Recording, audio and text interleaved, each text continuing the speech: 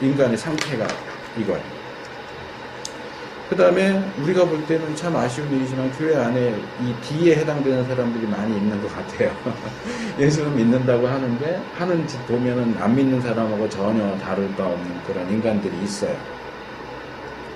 이게 이제 우리의 고민거리이긴 하지만 일단 여기에는 몇 가지 우리가 더 생각해야 할 부분들이 있고요. 일단 이 사람이 이 믿음이라고 하는 선을 넘어온 것이 분명하다면 어떤 그리스도인도 마이너스 상태에 있지는 않아요.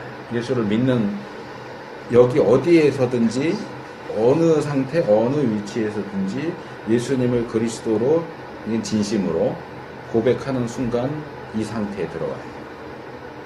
제로 상태. 이게 말하자면 칭의예요. 100%의 선, 이게 영화예요. 근데 그건 이 끝에 가야 있죠. 여기까지 도달해 가는 과정은 성화예요. 그리스도인들 중에 어떤 사람은 꽤 이렇게 높은 수준에 올라가는 사람이 있고, 어떤 사람은 예수 믿긴 하지만 여전히 바닥인 사람. 우리가 이제 D에 속한다고 생각하는 사람들이 O 사람들이에요. 근데 제가 이걸 지금 직선으로 긋지 않고 이렇게 긋죠. 이것도 다 이유가 있어요. 이게 우리 삶이에요. 올라갔다 내려왔다 해요. 좋을 때가 있으면 나쁜 때가 있고요. 근데 전반적으로 지금 동일한 건 뭐냐면 다 상향이에요. 예수 믿었는데 이렇게 내려가는 경우는 없어요. 그러니까 이렇게 살다 죽으면 여기서 이렇게 영화 상태로 올라가는 거예요. 이 사람도 여기서 영화 상태. 지금 선한 목자 만나는 그건 그렇죠. 왜냐면 그죠. 네. 그러면요, 목사님. 얘든 어찌됐든 하나님께서 택하신 네. 거잖아요. 네. 그쵸. 맞죠? 네. 자, 근데 이제 이 부분에서 우리가 생각해야 될 게 더 있다고 했잖아요. 지금 하나로 말씀드린 거. 또 하나는 이게 이제 로마서와 야고보서의 문제인데 요즘도 계속 논쟁되고 있는 건데, 우리가 볼 때는 아무리 생각해도 여기에 속한 사람들이 있어 보여요. 하는 것도 다를 바가 전혀 없고 이쪽에 있는 사람은.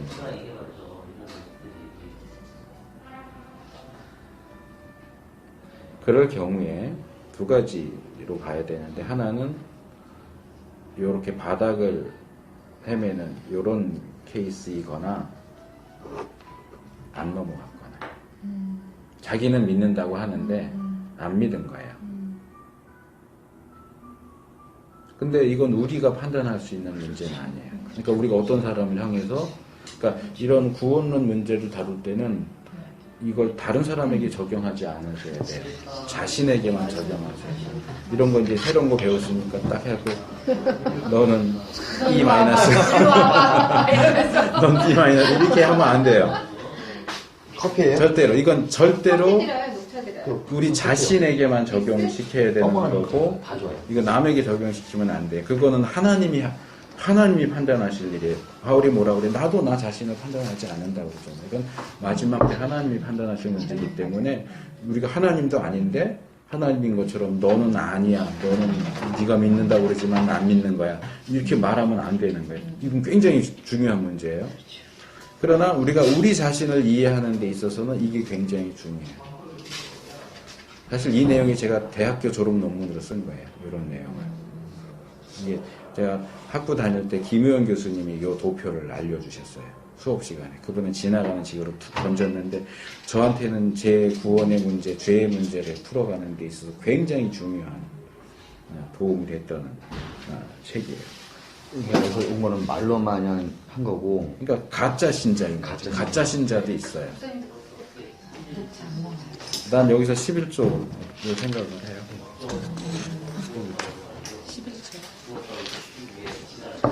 11조를 11조의 원리. 11조로 내면 아니. 교회 다닌다, 예수 믿는다고 하는 사람 중에 정말로 예수 믿는 사람은 10분의 1도 안 될 거라고 생각해요. 아니 목사님 커피 드세요. 아, 네, 저 이거 뭐. 아니 목차 커피. 진짜 몇 100명 모이면 10명. 10명 정도나 참신자 있지 않을까. 근데 11조도 제가 많이 쳐준 거예요. 많이 쳐준 거예요. 10분의 1도 안 될 가능성이 높아요. 예수 믿는다고 말만 하면 뭐 구원 받나요? 이제 구원과 행함과의 관계가 이제 요즘 계속 논쟁이 되고 있는 건데, 참으로 믿는 사람은 행하면 이 칭의는 곧바로 성화와 연결될 수밖에 없어요. 그러니까 칭의는 예수는 믿는데 삶은 아직 덜 됐어. 아니요, 그렇지 않아요. 그러니까 이게 과정 중이기 때문에, 이런 과정 중이기 때문에 연약한 부분들이 있을 수 있어요. 그러나 그 연약함은 이 제로 지점 위에서의 연약함이지, 마이너스 지점에서의 연약함이라고는 마이너스 지점에 있는 건 무조건 C지 D는 있을 수 없다는 거예요. 그러니까 결국은 이 성화 과정에서 말하자면 우리가 키 큰 사람들이 키 작은 사람들 놀릴 때 그러잖아요. 그 아래쪽 공기는 어때? 그러잖아요.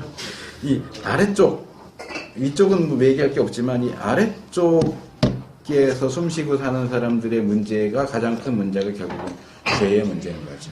왜 난 믿었다고 하는데 여전히 범죄하지? 근데 그것이 믿은 사람으로서의 문제냐, 믿었다고는 말하는데 믿지 않았기 때문에 그러는 거냐, 이 문제가 있어요. 우리는 구분할 수가 없어요. 그러나 이제 요한일서 같은 경우서도 요한이 뭐라 그래요? 우리 교회 안에 있었는데 이 사람들이 결국 나가버렸어요. 이단으로 갔어요. 그런 사람들은 어떻다고요? 그 사람들은 원래부터 우리에게 속하지 않은 사람들이에요. 근데 이것도 우리가 함부로 말할 수 없어요. 네. 왜냐하면 지금 나갔는데 나중에 돌아올 수도 있는 거예요. 그건 우리가 모르는 거예요. 그러니까 함부로 다른 사람들을 정죄하거나 저 사람은 구원 못 받았어 이렇게 말하면 안 돼요. 안타까운 마음으로 계속 기도하고 계속 만나고 믿음으로 돌아올 수 있도록 이렇게 해야지. 그래서 저는 그것도 하지 말라고 그래요. 아내만 혼자 믿고 남편이 안 믿는데 교회 가는 거 막 핍박하면 이 마귀 새끼야 그러거든요.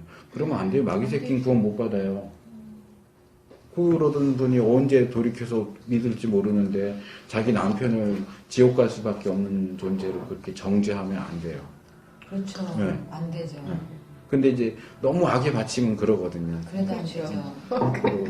내 평생 십자가라고 그러고. 근데 십자가는 다른 사람의 십자가가 아니에요. 자기 십자가잖아요. 내가 나의 십자가인 거지. 속세기는 남편의 십자가고 속세기는 자식이 십자가인 게 아니에요. 나만 잘하면 돼.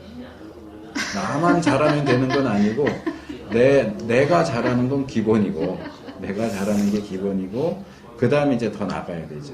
근데 이제 자기도 못하면서 자꾸 남의 문제를, 그게 이제 들보와 티끌 얘기가 그거잖아요. 그러니까 우선은 내가 잘해야 되는 거예요. 내가 바로 서는 게 그게 제일 중요해요.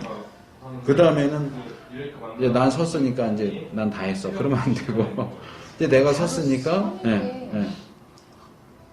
그래서 그게 어떤 칭의도 확정된 상태고 영화도 확정된 상태인 반면에 성화는 과정이라는 게 문제인 거예요. 과정이기 때문에 만들어서 가는 거예요. 우리 계속. 그래서 이제 이건 구원의 3시제, 이제 과거, 현재, 미래 이렇게 우리가 예수 믿은 건 이제 믿었으니까 과거의 일이에요. 우리가 칭의를 받은 칭의 구원은 과거의 일이고 영화 구원은 미래의 일이에요. 우리가 아직 모르는 거죠. 그러니까 이제 우리가 이제 이 현재 바울이 빌립보서에서 얘기했잖아요. 두렵고 떨림으로 너희 구원을 이루어가라. 이 성화의 과정이에요. 그래서 이 죄가 여기에서만 문제가 되는 게 아니고 여기에서만 문제가 되는 게 아니고 이쪽에서도 문제가 된다는 거예요. 사실은 우리가 완전히 영화에 들어가기 전에는 여기서도 여전히 세력을 떨치고 있어요. 그래서 이제 구원파 같은 경우는 이런 부분을 너무 극단적으로 하다 보니까 여기서 짓는 건 여기서 하는 거하고 똑같이 보여도 이건 죄가 아니다라고 얘기해요. 죄가 아닌 건 아니에요. 그래서 이건 또 다른 논의가 필요해요. 이제 이건 나중에 뭐 다룰 기회가 있으면 하겠지만 어쨌든 지금은 죄의 문제를 제가 설명을 하느라고 이제 하는 거니까. 자, 여기에 이제 죄라고 할 때는 이제 이건 좀 조직신학적인 개념을 말씀을 드려야 되는데 커미션의 죄가 있고 오미션의 죄가 있어요. 못 들어보셨을 수도 있는데 커미션 많이 들어봤어요. 그 중간에 돈 받는 커미션 말고 커미션. 네, 중간에 찍어줘요. 커미션은 적극적인 죄예요. 오미션은 소극적인 죄예요. 그러니까 커미션은 뭔가를 적극적으로 저지르는 죄고요. 오미션의 죄는 안 하는 죄예요. 둘 중에 누가 더 커요? 뭐 더 크다고 말할 수는 없어요. 그러니까 우리가 일반적으로 생각하는 죄들은 커미션의 파급력. 죄예요. 하지 마 하는 거를 하는 거. 하지 말라. 금지된 것을 하는 게 죄예요. 도덕질 하지 마, 도덕질하고. 살인하지 마, 살인. 이런 죄. 그러니까 우리가, 제가 아까 처음 질문 드렸을 때 예수 믿지 않는 게 어떻게 죄냐라고 그랬죠. 그것은 해야 할 걸 안 하는 죄예요. 그게 오미션의 죄예요. 사랑해라고 했는데 사랑하지 않는 죄. 용서하라고 그랬는데 용서하지 않는 죄. 그 중에 제일 큰 게 이거죠. 예수님 믿어야 된다라고 하는데 예수님 믿지 않는 죄. 그래서 오미션의 죄를 놓고 볼 때 예수 믿지 않는 것도 죄다. 그래서 계시록 21장 8절을 보시면 지옥 가는 자들에 대한 목록이 나와요. 21장 8절. 어디? 계시록 21장 8절. 이게 마지막 한번 나오는데. 아, 마지막에 나오나요? 예, 우리 해요. 할 수 없는 죄를 형벌에서 나와요. 그러나 네, 네. 그럼 진짜 이제 여기까지 그거는 나간 거예요? 아니. 여기서 이 문제는 이제 죄의 결과를 얘기하는 거고요. 죄의 결과로 이제 둘째 사망에 들어간다라고 하는 쪽에 초점이 맞춰져 있고, 제가 말씀드리려고 하는 건 거기 들어가는 자들이 어떤 자들이 들어가느냐. 자, 첫째. 우리가 생각하는 거랑 좀 많이 달라요. 다를 수 있어요. 두려워하는 자. 자, 이거 오해하지 않고 읽으셔야 돼요. 두려워하는 자가 지옥 간다. 그럼 나는 무서움이 많은데 지옥 가나? 그런 의미가 아니에요. 이건 예레미야서하고 아까 읽은 예레미야서하고 연결시켜서 이해하시면 좀 도움이 될 수 있어요. 두려워하는 자, 믿지 아니하는 자 나오죠. 믿지 아니하는 자, 흉악한 자, 살인자, 행음자, 술객, 우상숭배자, 거짓말하는 자. 지옥 안 가네 나는. 그것도 거짓말인 것 같은데. 여기 속한 게 없잖아요.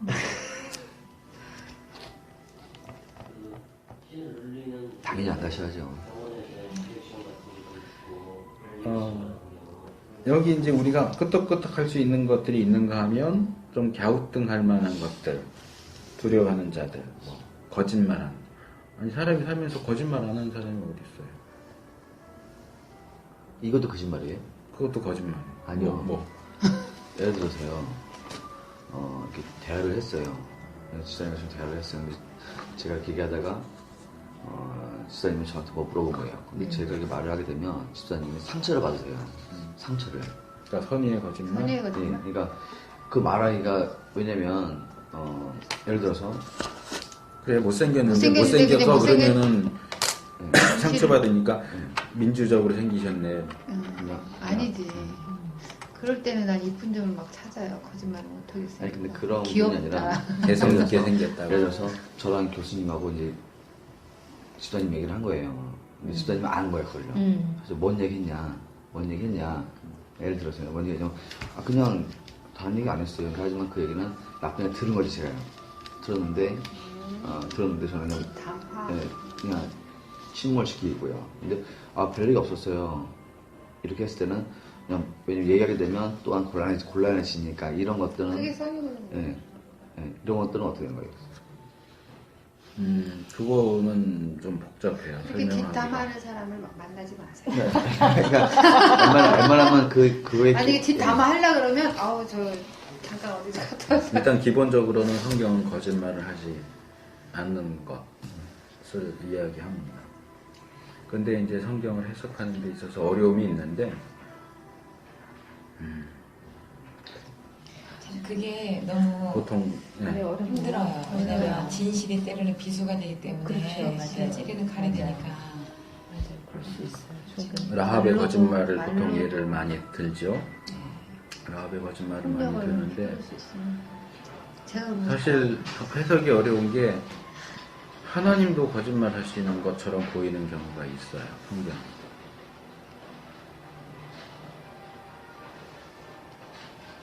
저는 그 말씀을 이해해요. 저의 그 인생 속에서도 하나님이 마치 거짓말 하시는 분처럼 그렇게 훈련시키시는 과정 속에서는 그런 일도 하셨거든요. 근데 하나님은 절대 거짓말 하시는 분이 아니신데 그런 애매모호한 그런 다 이렇게 설명하기가 좀 곤란한 그런 부분들이 있더라고요. 자, 사울이 범죄에서 하나님이 사울을 버리셨어요. 그래서 사무엘이 오랜 기간 동안을 슬퍼합니다. 그래서 하나님께서 사무엘을 부르셔서 너가 언제까지 사울만을 놓고 슬퍼할 거냐? 내가 사울을 대신할 왕을 선택을 했으니까 너는 뿔에다가 기름을 채워서 가서 그 사람에게 기름을 부어라. 어디 베들레헴의 이새의 아들 가운데서 내가 선택을 했다. 사무엘이 말합니다. 제가 왕으로 기름 부으러 간 사실을 사울이 알면 사울이 저를 죽일 겁니다. 하나님이 대답하세요. 그러면 그냥 그 집에 제사 드리러 갔다고 얘기해라. 이 거짓말이에요, 아니에요? 사무엘이 이새의 집을 찾아간 선의의 것은 거짓말이네요. 사실은 다윗에게 기름을 부기 위해서예요. 그게 주된 목적인데 하나님이 그러면 그냥 제사 드리러 간다 그러고 가라고 말씀을 하세요. 방법을 알려주시는 건가? 선의 거짓말. 그래서 중요한 어려워요. 말씀 나왔어요. 가르쳐주세요, 없는 거. 제가 볼 때는 절대적인 기준으로 말하면 그것도 거짓말이에요. 그렇죠. 사실이 아니잖아요. 그러면 근데 그거 하나님이 안 해요? 거짓말을 하나님이 하세요? 하신 거는 네. 모든 게 옳은 거죠. 그러니까 이제 그런 경우에 가장 쉽게 줄 수 있는 답이 그거지. 하나님은 선과 악의 기준을 넘어서 계시는 그렇죠. 분이다. 뭐- 인간이 말하는 거짓말 그런 것에 구애를 받지 않으시는 분이다. 하나님이 하신 건 근데 이제 신약에 나오는 하나님은 옳은 일을 빛이시고 하시는 어두움이 하나님이 없으시고 아니라 하나님이 거짓말 하신 하실 게 수 옳은 없다라고 거다. 또 이야기를 하니까 이게 이제 대치되는 것처럼 보인다는 거죠. 그럼 침묵이 제일 좋죠. 침묵. 근데 그런 경우에 이제 더 많이 이제 그 이후로 또 난 나오는 모르고. 것들은 대상에 따라 다르다. 그렇죠. 대상이 진실을 들을 가치가 있는 대상이라면 진실을 얘기해 주지만 그렇지 못한 사람에게 구태여 우리가 진실을 얘기해 줄 의무는 그러니까 없다. 그럴 때마다 기도하고 회개하고 그래서 이런 부분들이 조금 어려운 부분이고요. 또 비슷한 케이스가 이혼이에요. 우리 한국교회는 전통적으로 이혼을 정죄하고 있고 지금은 그게 너무 많이 풀어져가지고 그냥 그렇지만 예전에는요 이혼하거나 재혼한 사람 교회 직분 안 줬어요. 결혼 안 하고 동거하는 사람. 그게 하나님의 질서인가요? 성경적으로 말했을 때? 근데 그거는 일단 그 이혼은 시대에- 하나님이 싫어하신다고 말라기에 나오기도 하지만 그러다 보니까 교회에서는 전통적으로는 이혼을 인정을 안 해요. 이혼 안 해왔어요. 그런데 사회가 변하고 하다 보니까 지금은 교회들이 그런 거 안 따지죠. 그렇죠. 지금은 너무 안 많죠. 따져요. 그런 사례들이. 근데 그것도 사실은 우리가 더 고민해야 할 문제이기도 해요. 근데 또 이제 그래서 이혼과 관련된 지금 시중에 나와 있는 책들을 보시면 다 기본적인 입장은 이혼은 안 된다라고 하는 입장이에요. 그런데 제가 하나 독특한 책을 발견한 게 제이 아담스라고 이제 기독교 상담학하는 분이고 성경도 굉장히 많이 연구하시는 분인데 이분이 책에서 하나님도 이혼하셨다. 하나님도 이혼을 했죠. 네. 아담과 호세아서, 이사야서 보면 그러니까 하나님과 이스라엘이 부부로 많이 나오거든요. 그런데 내가 너희 어미에게 이혼증을 줘서 내보낸 적이 있다라고 하는 말씀이 나와요. 그러니까 성경에서는 일반적으로 하나님과 이스라엘을 부부로 많이 이야기를 하는데 뭐 부모 자식으로도 하고 하지만 이제 부부로 하는 경우도 많거든요. 근데 구약에는 보면 하나님이 이스라엘과 이혼하는 장면이 분명히 나오거든요. 그렇기 때문에 이제 그분은 그런 거에 근거해서 일반적인 원칙은 이혼은 안 되는 것이지만 특별한 케이스에서는 가능할 수가 있지 않느냐. 정말 남편이 맨날 부인 두들겨 패고 막 이러면 어떻게 같이 살아요. 그러니까 이런 부분에서 그러니까 저는 큰 원리와 예외적인 상황을 따로 봐야 하지 않겠느냐. 근데 그 예외적인 상황은 정말로 예외적인 상황인 거예요. 예외적인 상황이어야 해요. 우리가 그 부분을 그냥 쉽게 내가 행동하기 편하게 말하기 편하게 하기 위해서 난 지금 선의의 거짓말 하고 있어. 뭐 나는 지금 이 상황에서 뭐 이혼할 수밖에 없어. 그런 식으로 그 악용하면 안 되고 악용하면 안 되고 정말 이건 누가 봐도 어쩔 수 없는 상황이다. 그러니까 그 전달하다 보면 그렇게 얘기하는 분들이 있어요. 나는 그냥 평생 나 살고 싶은 대로 살다가 그 십자가 왼편에 달린 죄수도 죽기 전에 예수 믿어서 구원받았잖아. 그러니까 나도 죽기 전에 예수 믿을래. 그런 사람들이 있어요. 세상 속에 지는 싫으니까. 이제 그런 경우에 저는 그 얘기해요. 창세기부터 요한계시록까지 다 뒤져봐도 죽기 전에 예수 믿은 사람 그 사람 딱 한 사람밖에 없다. 또 누구 있어요? 죽기 전에 그렇게 구원받은 사람? 당신은 그럼 나는 죽기 전에 믿어야지 하는데 길 가다가 차가 갑자기 달려들어서 죽으면 예수 믿을 틈 없다. 갑자기 의식 불명돼갖고 쓰러져서 죽으면 어떻게 예수 믿냐고 누가 장담하냐.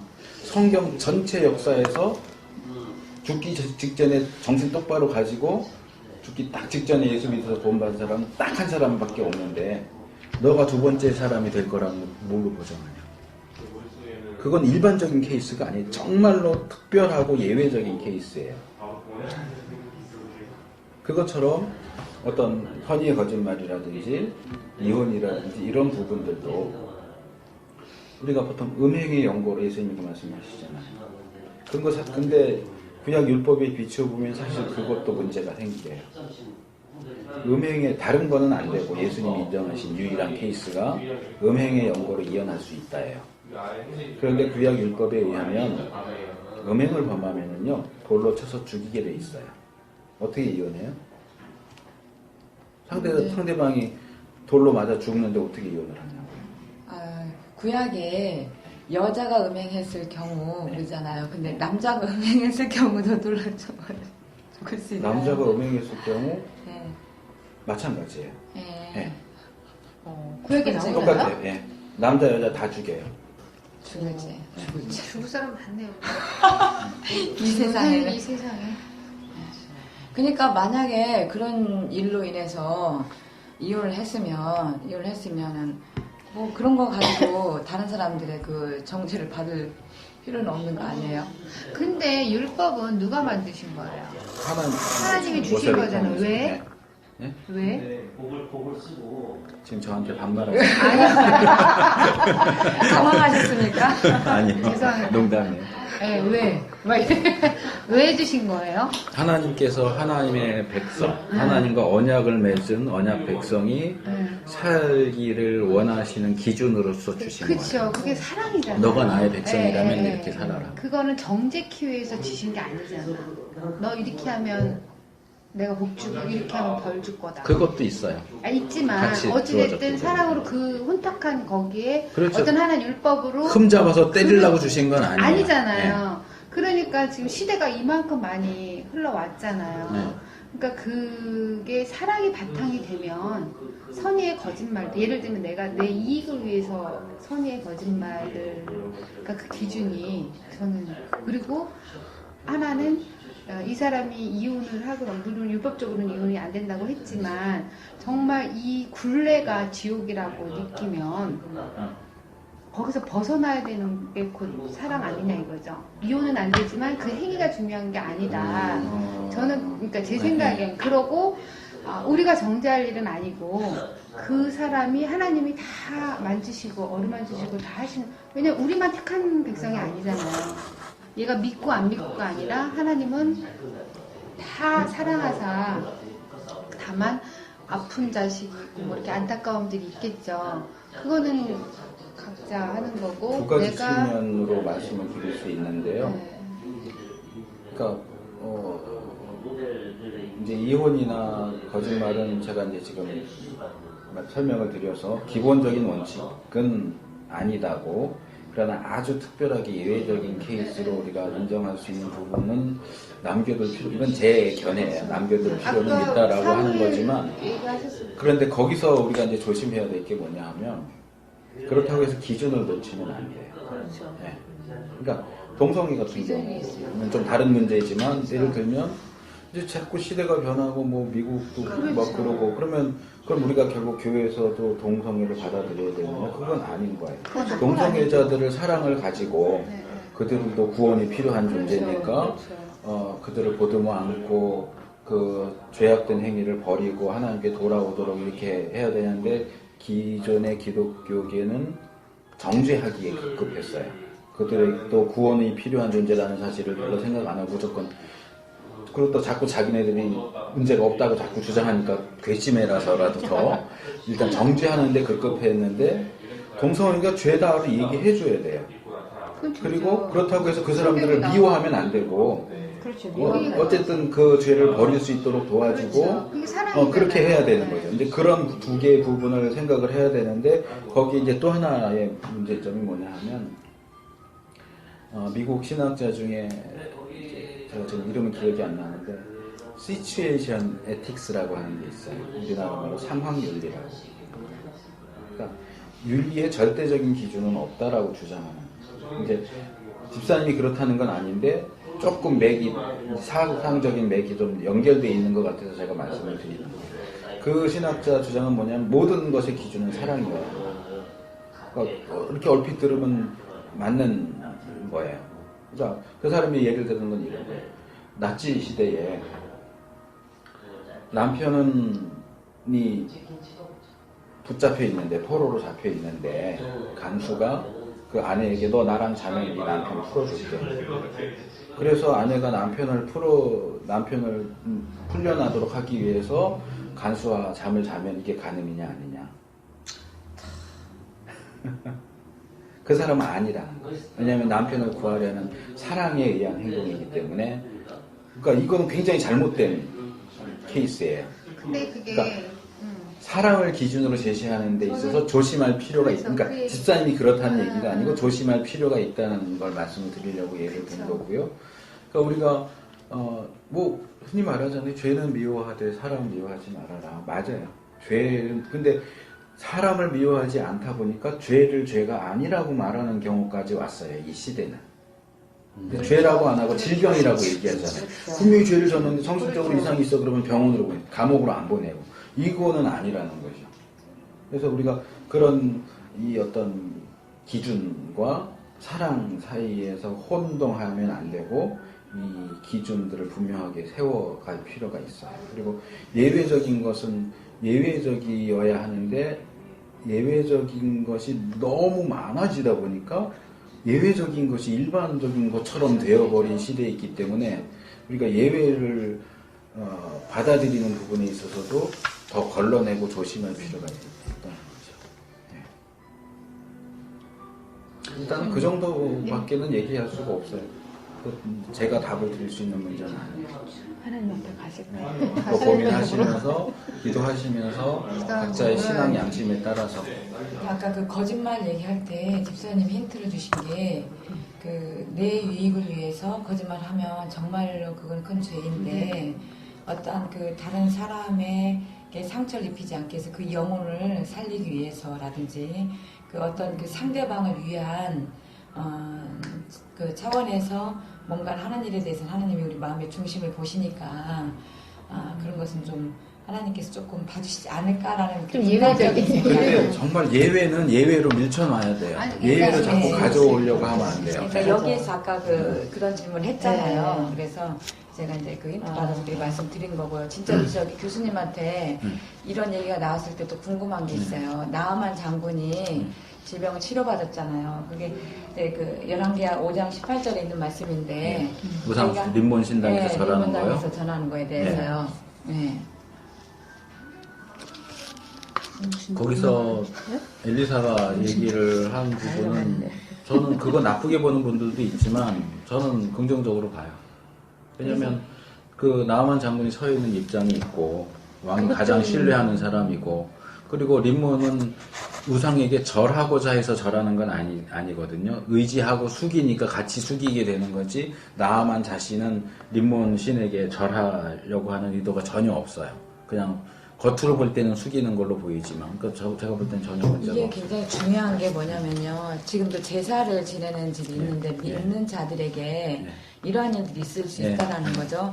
그러다 보니 절대 그 우상에게 그 제사상 앞에서 절을 하는 것은 아닌데 그 음식만 집안의 흐름이 그러다 보니까 그 제사상 앞에서 그 여자가 됐든 남자가 됐든 절을 하지 않으면 난리 나는 경우가 그렇죠, 있잖아요. 있죠. 그러다 보니까 그런 경우 형편과 사정을 아시는 하나님이시기 때문에 어떻게 보실까 또 이런 말씀이 있고 그러니까 이런 말씀을 가르칠 때 어떻게 적용을 해야 되나 그게 이제 궁금해서요.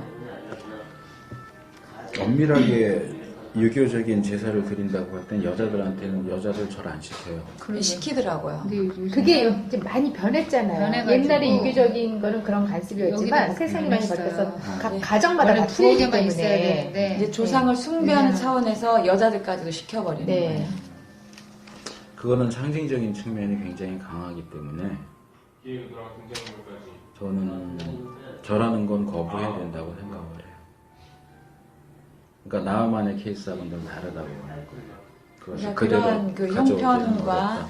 그런 그 사정과 이게 타협하지 말고 그 자기 신앙을 그냥 그 진짜 육박전을 치르더라도 타협하지 말고 싸워 이기라는 거잖아요. 그러면 그러니까 뭐 예를 들어서 이제 조금 전에 말씀드린 것처럼 전통적인 유교 제사 사실 저도 어렸을 때 절을 했어요.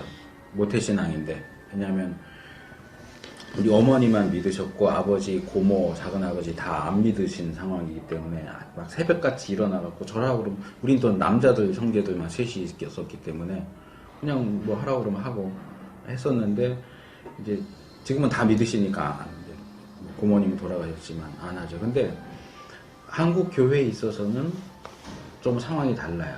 나만과는. 왜냐하면 이미 신사참배의 문제라든가 조상숭배의 문제 때문에 우리의 신앙의 선배들이 피를 많이 흘렸어요. 그렇기 때문에 무신자들이 볼 때에 기독교 신자들은 심지어 부모 제사에 있어서도 절을 안 하는 사람들로 인식이 돼 있어요. 근데 그리스도인이라고 하면서 절을 하면 얘는 겉으로는 좋아하는데 얘는 후루쿠구나. 이미 이렇게 넘어가기 때문에 이 사람이 나중에 그 가정 안에서 그리스도인으로서의 영향력을 끼칠 수가 없어요. 그러니까 절하는 거 할 수도 있어요. 내가 정말 나는 그 어떤 신앙적인 이유 없이 그냥 뭐 가정의 화목을 위해서 또 뭐 죽은 영혼에게 절하는 게 아니고 그냥 조상 이렇게 해서 할 수 있는데 그게 카톨릭의 입장이거든요. 그렇죠. 카톨릭이 처음 박해받았던 게 조상 숭배 문제예요. 제사 드리지 않는 거. 근데 중간에 카톨릭에서 입장을 바꿨어요. 할 수 있다. 할 수 있다. 그러니까 이게 혼란이 오는 거예요. 네, 혼란이 오는 거예요. 근데 그래서 이런 한국 기독교 안에서는 그런 상징성을 가지기 때문에 이 부분은 오히려 저는 타협을 하면 안 된다고 생각을 해요. 그럼 저희가 그러니까 다른 걸 잘해야 돼요. 질문을 근데요. 아니, 제가 어쨌든- 지금 또 얘기를 그게 굉장히 그런 걸 안 겪어보신 분들은 몰라요. 근데 제가 그걸 겪어봤기 때문에 말씀드리는 게 그게 굉장히 심각해요. 제가 그런 집에서 살면서 여자를 원래 시키지도 않았는데 이제 나 때문에 여자까지도 저를 시키는 거예요. 그 제사상에다가 근데 안 했어요. 안 했는데 이제 그런 그 파장이 좋게 흐르냐 하면 그게 이제 어떤 특별히 나쁜 짓을 하지 않았어도 다른 사람이 하는 것처럼 뭐 이렇게 할 건 했어도 뭐가 오냐면은 제가 믿는다라는 걸로 이제 자꾸 이렇게 이제 뭐라 해야 되죠? 그 집안에 아주 그냥 문제거리, 화근거리가 이렇게 되는 거죠.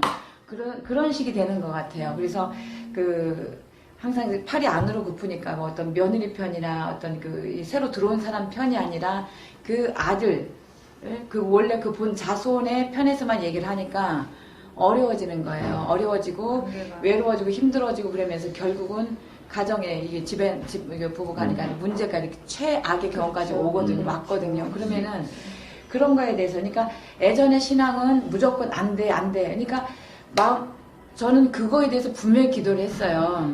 마음을 주아리고 절할 때 되면 뭐 명절 때 되면 막 그 기도하고 불안하고 떨리는 마음을 이렇게 좀 그런 걸 할 수가 없는데 편치가 않은 마음이잖아요. 그래서 막 그때 되면은 더 이제 기도한다고 하고 그랬지만은 계속해서 때가 되면 어려움이 오는 거예요.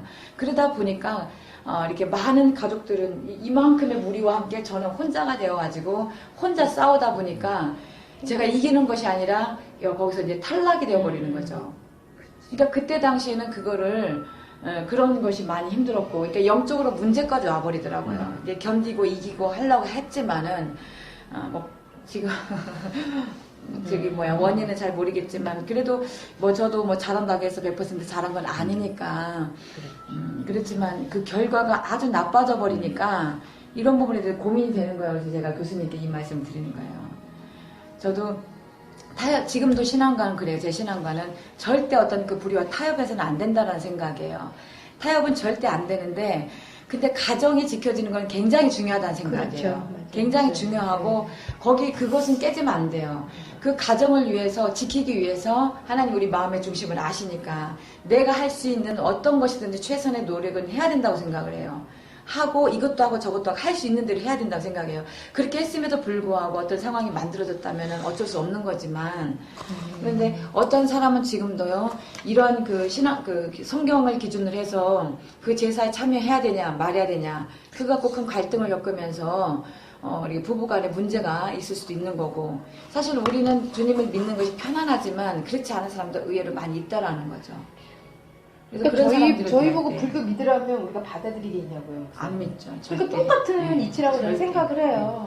그래서 시간이 필요하다. 네, 시간이 필요하고 정말 기도를 해야. 그러니까 저는 약간 최 목사님 말씀에 좀 한 표를 던지는 입장인데 그런 사례들도 집안에 좀 있었고 저 같은 경우도 저희 엄마도 모태신앙이시고 기도도 참 많이 하신 분인데 옛날 그 유교적인 그 관습에 굉장히 사로잡힌 그런 분이셨어요. 그리고 아빠가 돌아가실 때도 제사를 지내달라 이렇게 아빠가 마지막으로 제 남동생한테 얘기를 한 거예요. 그러니까 엄마가 교회를 열심히 가고 정말 이렇게 기도를 많이 하신 분인데 아빠 제사하면 되면 음식을 준비하시고 다 하시는 거예요. 그럼 저가 이제 안 된다 얘기해도 엄마가 뭐라고 하시면 아빠의 마지막 말씀이었다. 남동생도 누나 왜 그래? 아빠가 나한테 돌아가기 전에 바로 나한테 얘기한 거야. 이러니까 참 그렇게 신앙적으로 제가 성경적으로 이렇게 식구들한테 이렇게 말하기가 너무 힘든 거예요. 그리고 제가 이제 절을 하는 문제도 제가 맨 처음에 저도 이제 부모니까 하나님이 용서해 주실 거야. 그러면서 그냥 절을 했었어요. 근데 저 같은 경우는 어떤 경험이 있었냐면 근데 제가 그날은 좀 이렇게 아빠 제사를 일찍 지냈는데 같은 아파트에 살았었는데 제가 좀 늦은 거예요. 그러니까 엄마가 저한테 연락을 안 한 거예요. 그리고 이미 제사를 잘 지나고 엄마가 제사 다 끝났으니까 너 왜 안 오니 밥이나 먹어라 해서 갔는데 엄마가 요만한 상에다가 아빠 그 수저 꽂은 그 밥이랑 제가 맞다리라고 그 꽂은 거랑 음식을 다 이제 별도로 해가지고 저를 먹으라 딱 주셨어요. 그래서 저는 또 그날따라 또 기도는 올라가는 날이었어요, 제가. 근데 저는 이제 그거에 대한 개념이 없었던 거예요. 제사 음식을 하는 것도 저는 죄라고 생각하지도 않을 그 당시에 이미 제사가 다 끝난 후에 몇 시간이 흐른 후에 제가 집에 가서 밥을 이렇게 한 수저, 아빠 수저를 딱 꼽혀 있는 거를 제가 이렇게 딱 먹었거든요. 먹었는데 제가 굉장히 놀라운 경험을 했어요. 저희 집은 엄마가 예수를 믿으니까 그래도 제사를 지내시면서도 그 향내를 너무너무 싫어하셨어요. 근데 제사는 향을 피우잖아요. 근데 향을 조금 피웠다가 얼른 없애버려요, 저희 집안은. 그리고 문들 다 해서 그 향을 다 빼니까 집안에 향을 많이 피우질 않아요. 아주 잠깐 피우는데 제가 집에 들어갔을 때 집안의 향내를 제가 느끼지를 못했었어요. 근데 밥을 한 수저 딱 순간에 정확한 표현에 의하면 제 이 두 콧구멍으로 향내가 팍 들어가죠. 팍 들어가는 거예요. 그래서 제가 엄마 밥을 이렇게 먹다가 향내가 그냥 정말 정확한 표현으로 이 두 콧구멍으로 팍! 너무너무 그 향내에 제가 자지러져가지고 엄마 왜 이렇게 밥에서 향내가 나? 그랬더니 엄마가 아니 아빠 방에는 향을 안 피웠고 너 알지 않느냐? 향은 우리 피웠다가 빨리 없애는 거 무슨 향내가 난다 그래. 집안에 너 들어왔을 때 향내 아니? 제가 맡아보니 향내가 안 나는 거야. 아 왜 이렇게 향내가 나지? 빨리 먹어라. 또 폈어요. 또! 그걸 3-4번. 아, 저 그때 깨달은 거야. 하나님이 원치 않으시면. 그날따라 기도로 올라가는 날인데. 그거 먹고 올라오지 마라. 예. 아, 이건 잘못됐다거나 하는 거 성령이 이제 알려주신 거죠. 그래서 제가 몇 번 시도했다가 수저를 딱 놨어요. 그래서 그 얘기를 쫙 했어요. 그 다음서부터 저희 엄마랑 남동생이 절하지 말라, 음식 하는데 왜 안 오냐, 이런 말 한마디도 안 해요. 그 다음서부터 온 집안에 하나님의 질서가 딱 생긴 거예요. 절할 사람은 절하고, 믿음이 신앙이 있어서 절하지 말았으면 하지 말아라. 그때서부터 저희 딸들은 전부 다 절 안 해요. 아들만 가서 절하는 거예요, 아들만. 엄마들 원래 절은 안 하시고. 지금 일단은 그렇게 됐어요, 저희 집 같은 경우에. 이거는 어렵나요? 아니요, 저한테는 전혀 어려운 문제는 아닌데, 일단은 한국교회 상황을 생각을 해야 되고요. 아까 말씀드린 것처럼 전통적으로 어떤 것들이 되어 왔느냐 하는 것과 또 하나는 성경적인 원리예요. 성경적인 원리가 우선인데, 제사를 드리는 건 성경에서 엄하게 금하고 있습니다. 조상숭배 부모라고 해도. 그래서 제가 더 잘해야 됩니다라고 얘기하는 건 그런 거예요.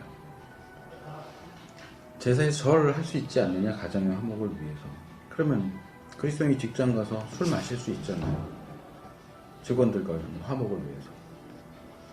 윗사람이 한 잔만 마셔. 나 예수 믿는 사람에서 못 마십니다. 그러면서 구태여 그런 문제를 일으킬 필요가 있어요? 그러면 그냥 마시면 되잖아요. 술 취하지 말라고만 그랬잖아요. 그쵸? 제가 그걸 여쭤보고 싶은 거예요. 예수 안 믿는 사람들은 몰라요. 술 취하지 말라고 되어 있는지 안 되어 있는지. 그들의 머릿속에는 예수 믿는 사람은 술을 안 마신다로 되어 있어요.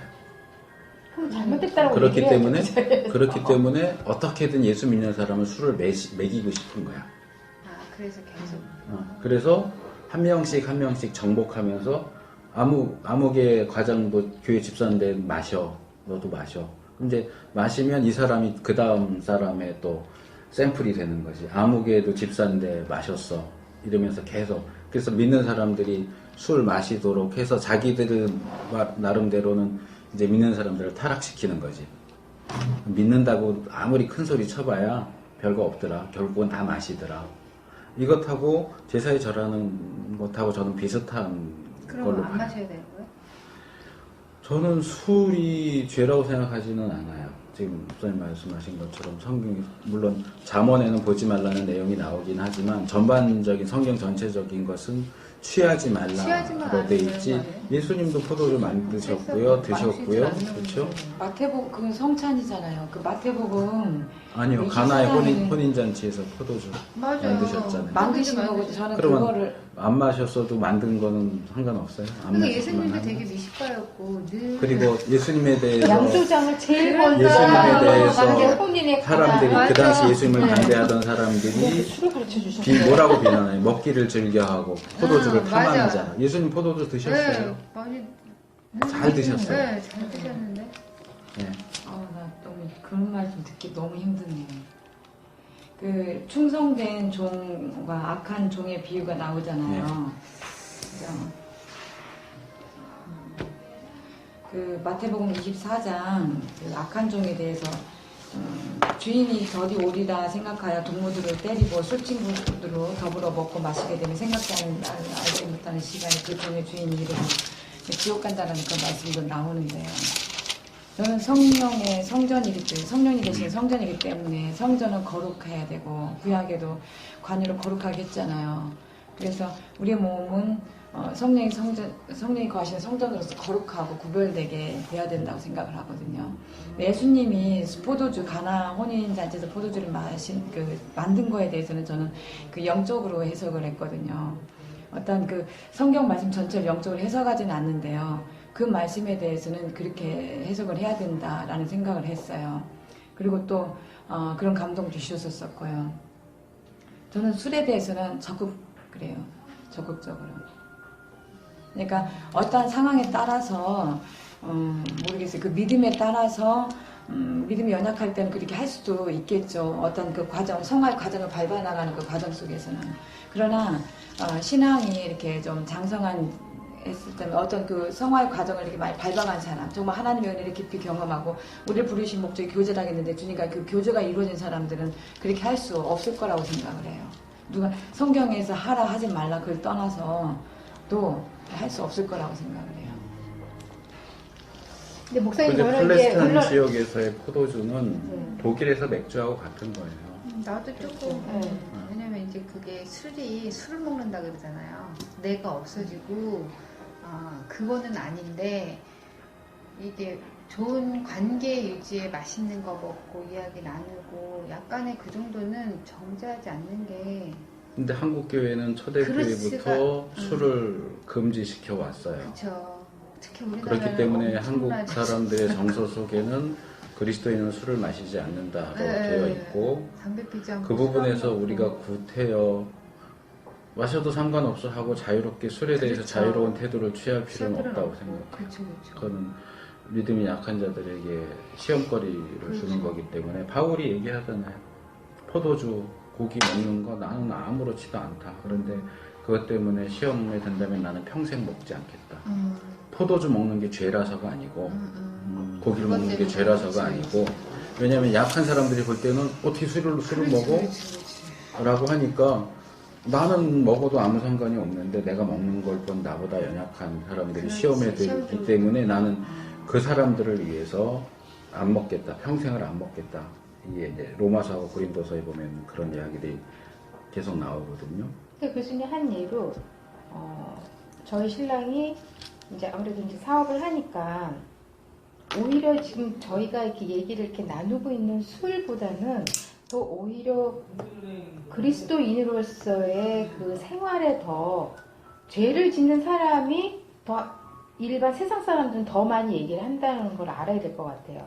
그러니까 저희 신랑 같은 경우는 예수 믿는 사람이 아니에요. 저 때문에 할 수 없이 교회를 다니고 그냥 할 수 없이 교회만 왔다 갔다 하는 사람이거든요. 근데 신랑이 어느 날 딱 그러더라고요.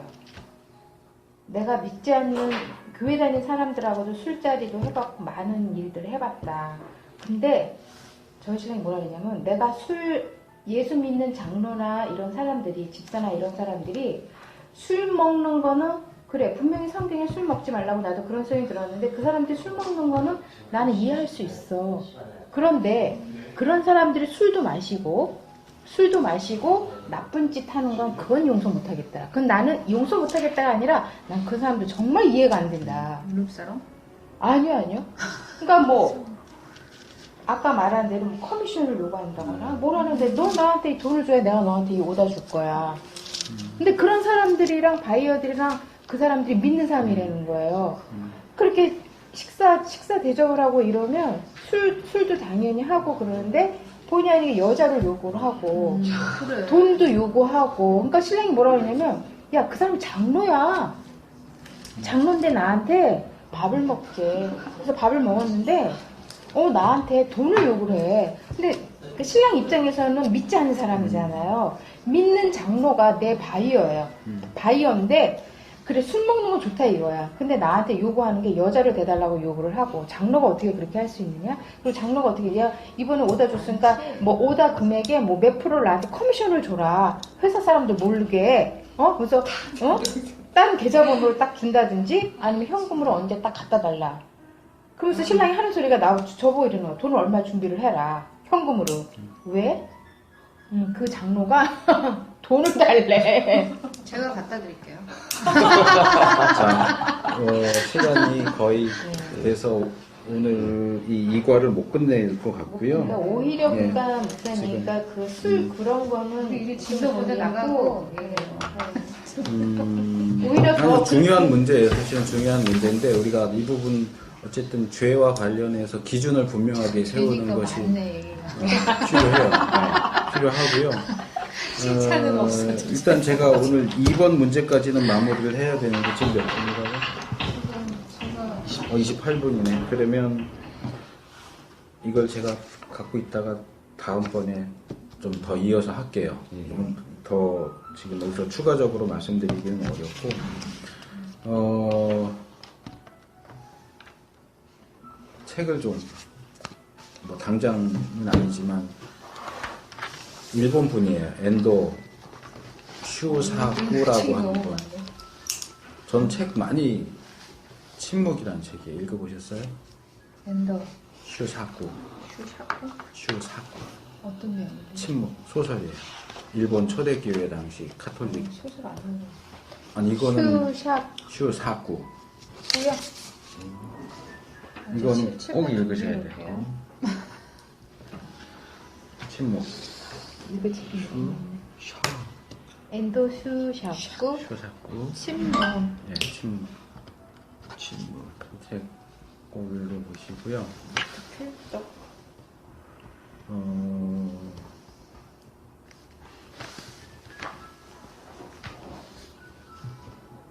아니 뭐 이렇게 문제들을 하면서 여기 성경 구절들이 어차피 찾으면 답은 다 나와요.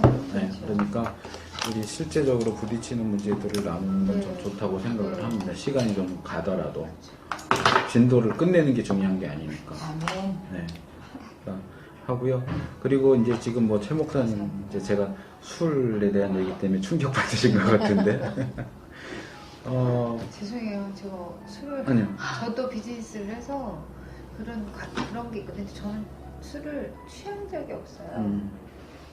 세기도 하지만 그래서 아니 그것도 있고 저는 이렇게 늘 긴장하고 있고 정수들을 안 넣으니까 그리고 요령 있게 먹어요. 그러니까 되게 많이 마시는 줄 알아. 근데 그리스도인이 비기독교적인 사회 안에서 그리스도인으로서의 정체성을 지킨다고 할 때에는 그래서 제가 자꾸 한국 교회, 한국 사회를 얘기를 하는 거예요. 한국 교회는 선교사들이 들어와서 세 가지를 금했어요. 그리스도인이 되려면, 세례 받으려면, 직분을 받으려면 첫째, 축첩. 첩을 두는 거. 축첩 금지. 둘째, 술, 담배 금지. 셋째, 노름 금지.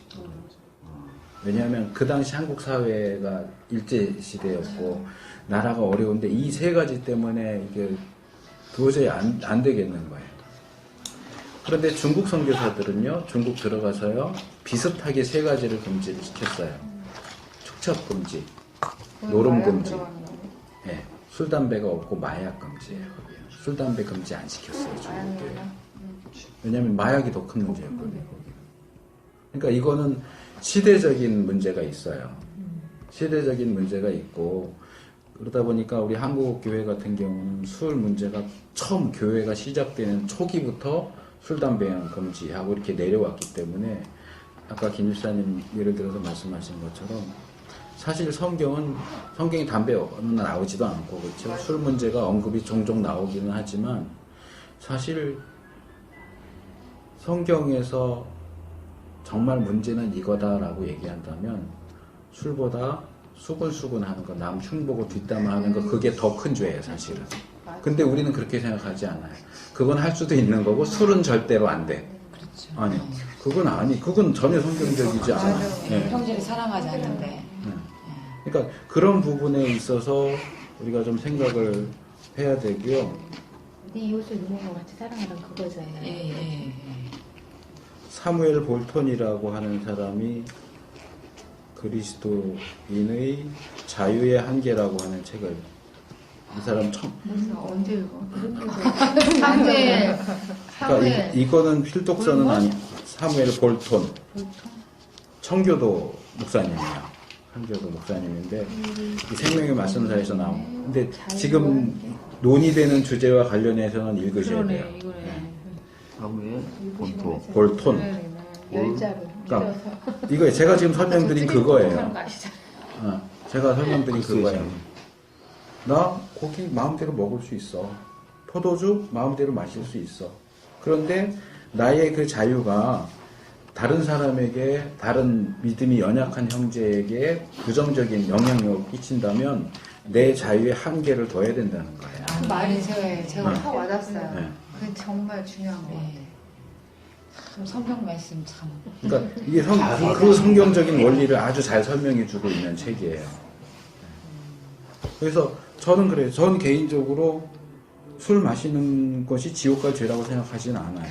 취하지 않게 마신다고 한다면. 그러나 한국 사회 안에서는 초대교회부터 술은 죄라고 지금 알려져 있고, 특별히 믿는 사람들도 그렇고 믿지 않는 사람까지도 말은 그렇게 해요. 술 먹는 게 뭐 죄야라고 말하지만, 그러면 왜 그토록 마셔도 되고 안 마셔도 되는 걸 꼭 그리스도인 술 마시려고 그렇게 하겠어요? 그리스도인은 안 마신다라고 하는 게 있고, 그걸 깨트리고 싶은 거예요. 그리스도인의 순결을 깨트리고 싶은 거야. 어떻게든.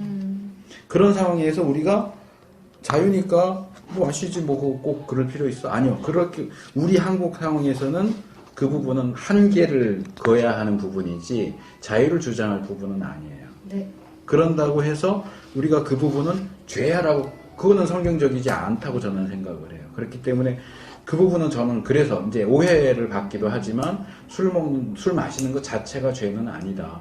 그러나 분명히 한국 상황 안에서는 이건 분명히 한계를 두는 것이 필요해요. 그러니까 그런 부분들이 있는데 그 이상의 것들이 더 사실 논의가 돼야 돼요. 이게 사회와 문화에 따라 달라요, 기준이. 그 얘기만 하나만 하고 끝낼게요. 미국에 우리가 잘 아는 무디가 이제 미국과 영국을 오가면서 이제 집회를 했어요. 한 번은 영국을 자주 갔는데, 영국을 간 김에 그 동시대의 유명한 인물인 스펄전을 만나고 싶었어요, 무디가. 실제 있었던 일이에요. 스펄전 집을 찾아갔어요. 집이 의리하게 커요. 어쨌든 가서 배를 눌렀는데 스펄전이 나왔어요. 무디가 깜짝 놀라요. 왜냐하면 스펄전이 담배 파이프거든요. 무디가 깜짝 놀라서 스펄전을 비난했어요. 당신은 그리스도인이고 사역자인데 어떻게 담배를 필 수 있냐. 스펄전이 거기에 대해서 이렇게 했어요. 무디를 이렇게 쳐다보더니 손가락으로 배를 쿡 찌르면서 당신은 그리스도인이 어떻게 뚱뚱할 수 있냐. 농담이 아니고요. 미국의 그리스도인들은 주초가 술 마시고 담배 피는, 그리스도인이 하지 말아야 되는 거, 술 마시고 담배 피고 극장 가고, 이게 정죄거리였어요. 죄의 목록에 들어가요. 영국 그리스도인에게는 담배 피는 건 죄가 아니, 그건 어떤 기호품이라고 생각을 하고, 그러나 그리스도인이 뚱뚱한 게 죄야. 왜? 절제를 못하는 거야. 얼마나 절제를 못하면 저렇게 뚱뚱했겠어요. 그 나라 가면 안 되겠네. 그러니까 이게 성경적인 기준이냐. 성경에 전혀 언급이 안 돼 있는 건 아니에요. 원론적인 측면에서나 또 시편에도 보면 주께서 그 범죄한 이스라엘의 살찐 자들을 죽이시고 이런 표현이 나오거든요. 그러니까 살찌는 게 죄다라고는 안 하지만 고대 같은 어려운 사회에서 살찌는 거는 잘 먹어야 살찌는 거예요. 근데 다 어려운 데서 그 사람만 살찌려면 남의 거 뺏어 먹을 수밖에 없는, 그건 죄의 어떤 상징이거든요. 그럼 이제 우리 이쪽은 이제 그건 체질상 그럴 수도 있는 거지. 스트레스예요. 남의 거 뺏는 게 아니라. 그럴 수도 있지. 그걸 죄라고 그러면 어떻게라고 하지만 알겠습니다. 그 당시에 영국 사람들 사고에서는 담배는 기호품 할 수 있어. 그런데 그리스도인 뚱뚱한 건 절제 못하는 거. 이건 정말 안 되는 죄야. 그래서 그 카톨릭에서 소재, 돼제 이렇게 나눌 때 탐식이 있잖아요. 탐식. 음식 탐하는 거. 그래서 이런 부분을 그냥 아주 단순하게 그냥 성경적으로 이건 죄 아니야라고 말하기 어려운 부분들이 있어요. 제가 지금 술 문제뿐만 아니라 그런 것들을 말씀드리면 저는 그런 부분들을 전반적으로 다 고려하고 살펴보고서 저 개인적으로 내린 결론을 말씀을 드리는 거예요. 그냥 단순히 술 마실 수도 있지 이 얘기가 아니고, 예. 그러니까 그 부분은 나중에 조금 더 시간을 들여서 더 말씀을 드리겠고요. 어쨌든 제가 지금 단편적으로 결론만 툭 던졌기 때문에 좀 혼란스러울 수도 있고 오해의 여지도 있을 수 있는데 김중기 목사가 술 마셔도 된대 그거하고 다른 그래서 얘기 안 얘기니까 할게요. 네. 그거하고 다른 얘기니까 오해하지 마시고 뭐 하면서 일단은 우리가 직접 부딪히고 고민하는 문제들을 다루는 것도 필요하다고 생각이 되니까 우리가 다음 주에 이 이과를 좀 더 이과 제가 이렇게 보면서 이거 할 게 되게 많은데 했었는데 역시 이렇게 되네. 일단 가는 데까지 가도록 그렇게 하고요. 이 상가 수준이 안 해도 될 것 같아요. 고마워요. 언니. 안 해도 될 것 같아요. 하세요. 준비는 하세요. 네. 그래도 준비는 하세요.